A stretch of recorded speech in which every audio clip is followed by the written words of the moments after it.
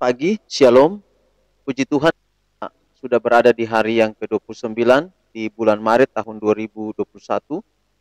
Renungan kita pada pagi ini dengan judul Meskipun dicobai dengan keras, Ayub tetap saleh dan jujur.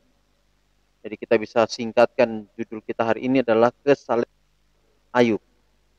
Kesalehan dan kejujuran Ayub. Ayub 1 ayat 1. Orang laki-laki di tanah Uz bernama Ayub, orang itu saleh dan jujur. Ia takut akan Allah, menjauhi kejahatan. Sifat tidak mementingkan diri, prinsip kerajaan adalah prinsip yang dibenci oleh iblis. Ia menolak adanya prinsip itu. Sejak peperangan besar itu, ia berusaha membuktikan bahwa prinsip-prinsip tindakan Allah adalah mementingkan diri, dan ia memperlakukan dengan cara yang sama semua orang yang melayani Allah. Untuk menyanggah tuduhan iblis itulah tugas Kristus dan semua orang yang namanya atau murid Yesus. Mula-mula sekali dalam sejarah dunia berikan catatan kehidupan tentang satu orang atas siapa peperangan dengan iblis meraih kemenangan. Tentang Ayub, bapa dari tanah Uz, kesaksian penyelidik hati Allah, tiada seorang pun di bumi seperti dia yang demikian saleh dan jujur, yang takut Allah dan menjauhi kejahatan.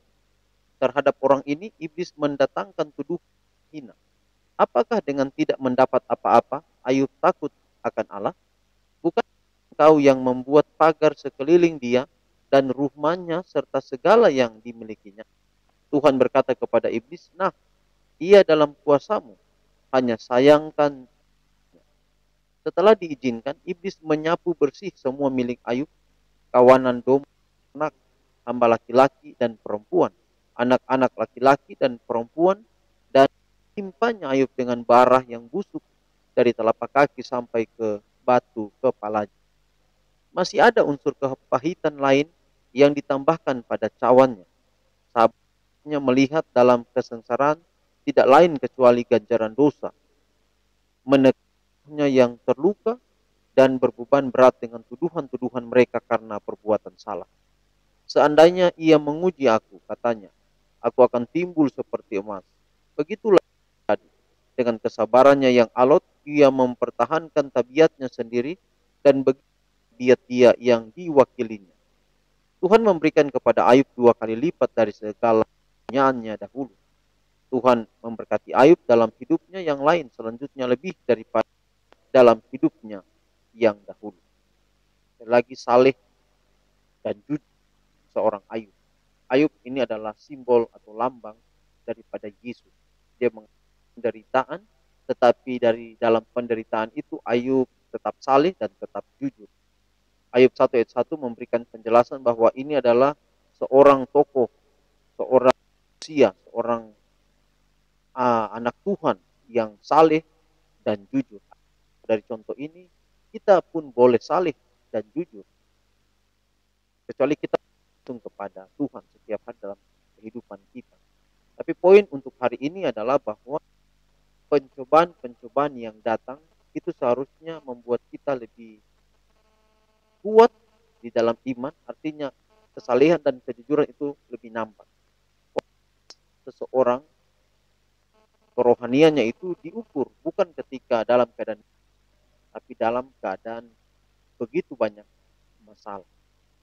Jadi kesalehan, kejujuran, atau siapa kita, atau katakan bahwa aslinya kita itu dapat diuji, dapat dilihat ketika pencobaan, ketika masalah itu datang menimpa hidup kita.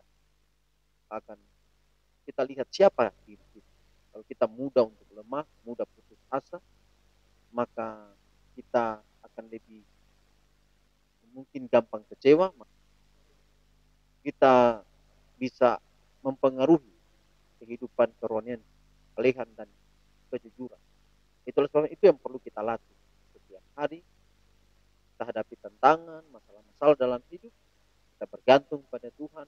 Bagaimana caranya bergantung pada Tuhan? Kita jalani hidup dengan mempercayai Tuhan tanpa putus asa. Artinya bahwa sakit kita terus mencari jalan untuk berobat, untuk menjaga kesehatan kita tanpa kita harus putus asa dengan itu kita bergantung, kalau hati kita gembira, tetap adalah obat yang mantul. Apapun persoalan kita hadapi hari ini, mari kita tetap tabah dan juga tetap terus bergantung kepada Tuhan. Karena tanpa bergantung kepada Tuhan, kita akan jatuh dalam kelemahan dan itu mempengaruhi kehidupan kerohanian kita.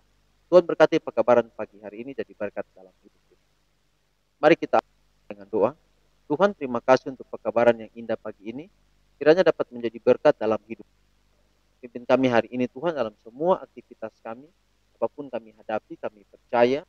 Kalau kami tetap bergantung padamu, kami tetap akan berhasil. Inilah doa kami, terpuji nama Tuhan. Nama Yesus kami telah berdoa. Amin. Demikian renungan hari ini, Tuhan memberkati semua. Shalom.